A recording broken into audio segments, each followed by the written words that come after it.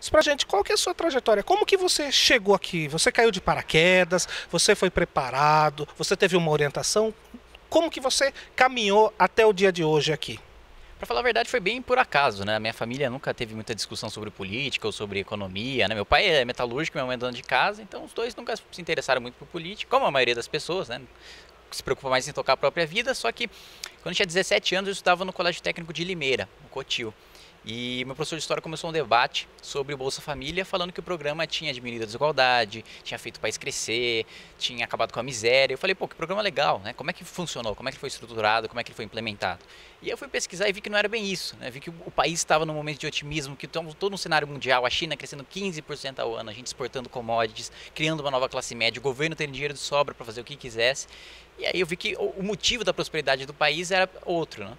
E fiz um vídeo falando sobre isso, né, para o meu professor e para meus colegas de sala, só que o vídeo acabou viralizando, né, acabou saindo ali do espectro do colégio, as pessoas começaram a falar para eu falar sobre outros assuntos, sobre outros temas que eu não conhecia, mas comecei a ler, gostei, tomei gosto pela coisa, até que no final de 2014, né, eu frequentava fóruns, palestras liberais, e eu conheci pessoalmente todas aquelas pessoas que seguiam o meu canal, ou que acompanhavam, conheciam de alguma maneira. E a gente pensou, poxa, o liberalismo hoje, o conservadorismo hoje só é transmitido, só é difundido em palestras de gente com terno e gravata borboleta, fechado numa sala e falando sobre inflação, taxa de juros e swap cambial. A gente nunca vai sentar 205 milhões de brasileiros para ficar ouvindo uma palestra tão técnica, tão numérica, tão chata. Como é que a gente faz para difundir isso de uma maneira mais popular, levar isso para o debate público, fazer com que isso seja levado a sério?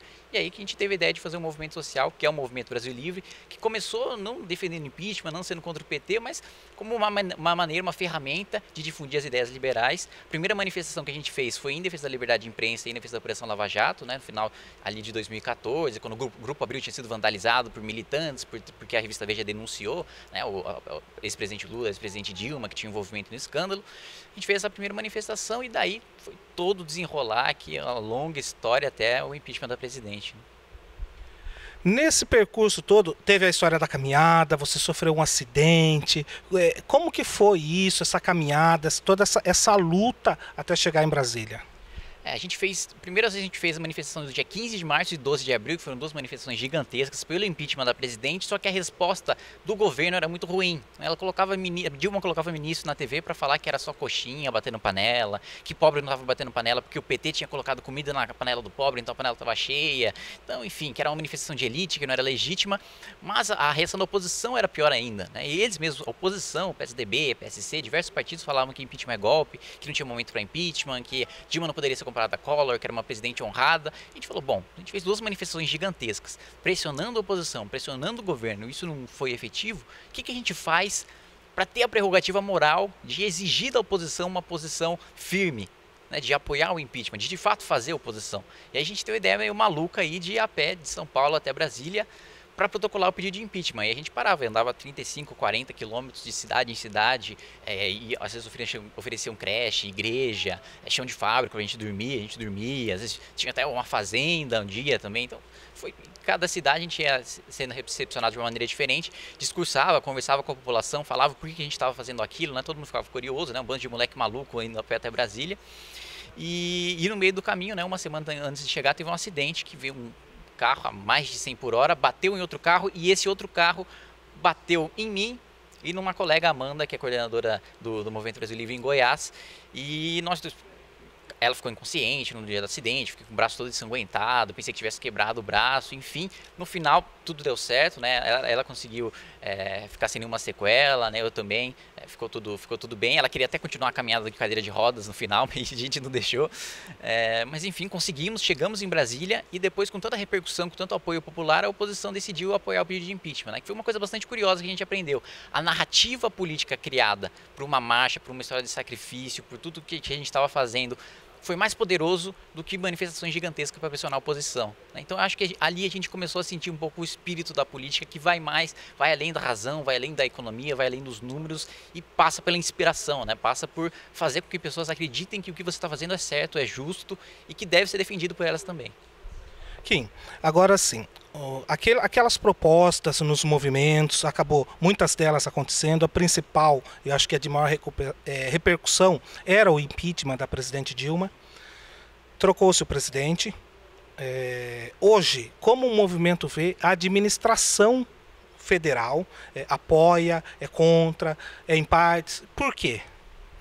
Nem apoiamos, nem somos contra. A gente sempre defende boas ideias, independentemente de quem sai. Então, por exemplo, o presidente Michel Temer propôs e conseguiu aprovar a PEC do teto, né? A PEC 241, que estabelece um limite de gastos que você não pode gastar mais do que você arrecada.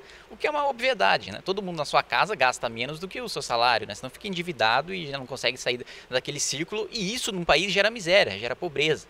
Então, responsabilidade fiscal é o único caminho se você não quer nem aumentar imposto, nem aumentar a inflação e nem colocar mais peso ainda em cima das costas do trabalhador que já paga um dos maiores impostos do mundo.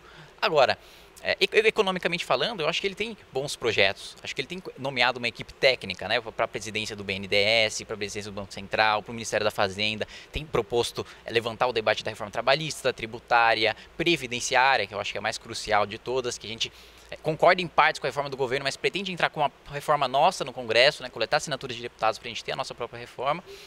E nesse sentido eu acho que tem sido positivo. Ao mesmo tempo tem uma parte política muito ruim, que é, por exemplo, a nomeação de ministros como o Henrique Alves, como o Romero Jucá, como o Mariz, que nem chegou a ser nomeado para o Ministério da Justiça, que a gente pressionou bastante para que o governo nomeasse, porque ele deu uma entrevista se posicionando contrário à Operação Lava Jato, né, chamando de inquisição, contra o instrumento da delação premiada.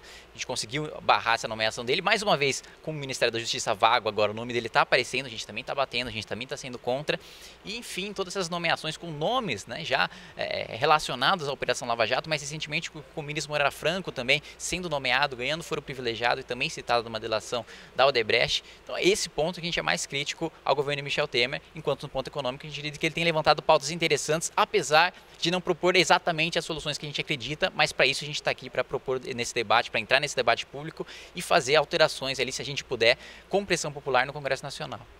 Agora, hoje você está aqui na FAD, você vai fazer uma palestra aqui para os alunos, para toda a comunidade, para quem estiver presente.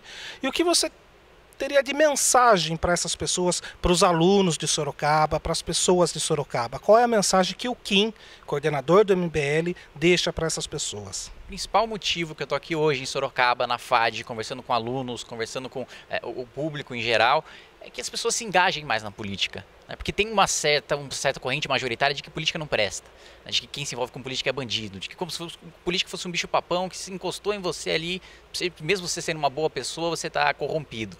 E não é bem assim, né? Enquanto pessoas decentes estão falando para os filhos não se envolver com política, porque política é coisa de bandido, a gente tem coronéis, Renan Calheiros da vida falando para o filho nunca sair da política, porque política é um meio de sobrevivência, porque política é um meio de ganhar dinheiro.